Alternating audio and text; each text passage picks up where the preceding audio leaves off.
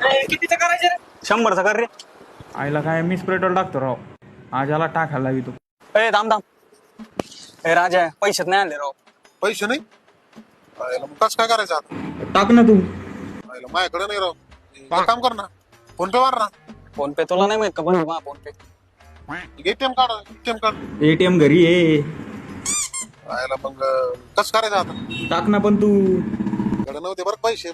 घरून आण ना. आता घरी जावं लागेल, टाइम आहे ना, तुला उशीर झालाय ना. अरे का वर बसतो मी इथं. उशीर काय झाला आपल्याला. ये तू जाऊन लवकर. जातो.